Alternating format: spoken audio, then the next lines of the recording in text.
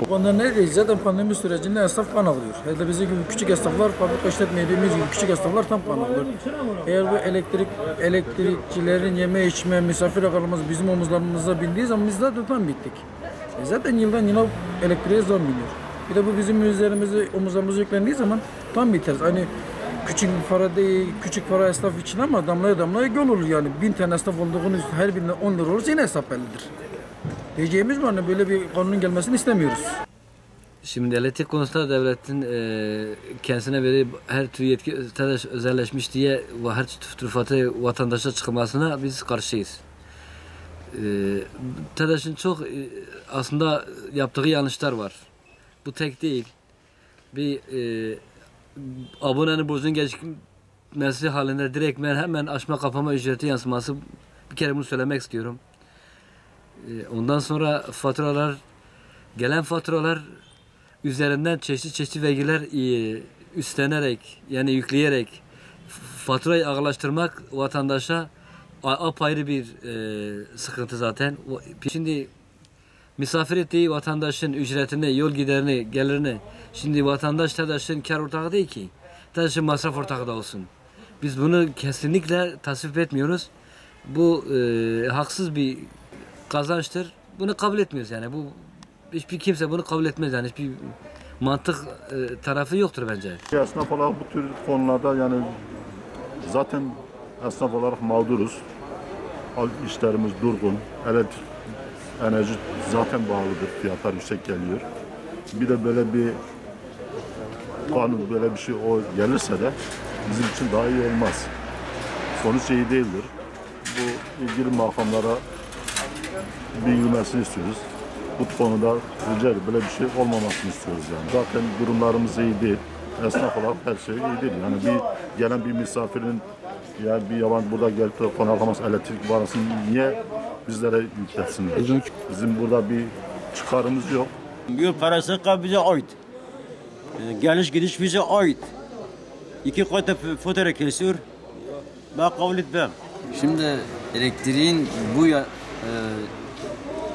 anlamda yansımasına karşı geliyorum ve elektrik yani hakkı 30 iken 50 yazmaları zorumuza gidiyor, hoşumuza gitmiyor ve bunların böyle yapması da hoş bir şey değil ve demek istediğim elektrik hakkımız neyse onu yazmalarını istiyoruz ve doğru düzgün bir devlet istiyoruz yani. Böyle adalet olmaz yani. Ben şimdi bugün hani bekarım, yarın öbür gün evleneceğim, ev sahibi olacağım, evimi besleyeceğim. Ben elektrik her ay yüksek fiyatla ödersem ben nasıl ailemi besleyeyim? Ailem aç mı kalsın? Valla ben ne diyebilirim ki zaten bu işin içerisinde kim ne kazanıyor ki ne yapsın? Benim nereden misafirim var? Gelen giden misafirim kim? Kim olduğunu bile bilmem. Ne diyebilirim? Zaten elektrik başına almış gitmiş. Şimdi bu konuda zaten bu elektrik fiyatları, ücretleri bayağı yüksek. Bu TRT payı, efendime söyleyeyim, bilmem bu kaçak payı, bu bilmem ne, kaçak, bilmem ne. Ya adam kaçak kullanıyor. Namuslu, şerefli, dürüst insan elektrik makbuzunu gidip yatıran vatandaşa onları da yüklüyor. Eğer TEDAŞ veya AKADAŞ her neyse eğer bu adamlar kendilerinin mühendisleri var, kontrolleri var, her şey var. Gidin bu kaçakları tespit edin. Yazın cezayı. Niye vatandaşa yüklüyorsun ya? Bu vatandaş her zaman bu vatandaş ezilmeye mahkum mu? Yani bu zaten millet ekmek sıkıntısını yaşıyor. Zaten insanlar zor bir süreçten geçiyor. Bunu da buna yükleme. Artı gelen misafirin giderin şunu bunu devletin kendi misafirlerini ağırlayacak. Onun gelecek elektrik makbuzunu da elektrik ücretini de vatandaşa yükleyecek. Ya bu nasıl bir devlet ya? Biz hangi hükümette yaşıyoruz? Hangi devlette yaşıyoruz? Böyle bir şey olur mu? Yani bu vatandaş ezilmeye her zaman mahkum mu? Bu vatandaş yani ne zaman yüzü gülecek? Bunu da buna eklediği zaman biz kardeşim o zaman biz de gidelim artık bizi kaçağa teşvik ediyorlar. Diyor ki siz de kaçak kullanın.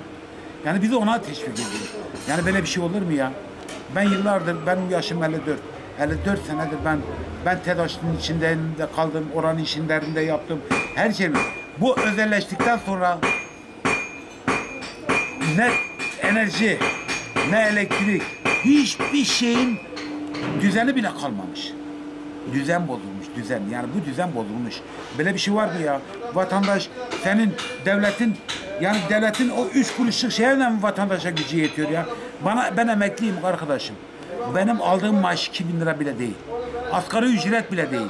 Yani ben emekli olmuşum. Ben rahat etmem lazımken, devlet beni rahat etmemesi lazımken, beni daha güzel ortamlarda yaşatması gerekirken biz hala çalışıyoruz ya. Sebep ne? Yetiştiremiyoruz. Ben yetiştiremiyorum arkadaşım. Yani ben yetiştiremiyorum. Çünkü bir de bunlar da doğal gazıdır, elektrikidir, suyudur, şunudur, bunu hesaplı yapıyorum. 2.500 lira benim giderim var ya. Hadi bunun mutfağı, bunun çoluk çocuğumun benim giderime ihtiyacım ne olacak? Ben mecburum çalışmaya. Ama bir de bunları da ekliyorlar. Devlet bizden çok fakir ya. Biz devletten zengin olduğumuz için biz bunları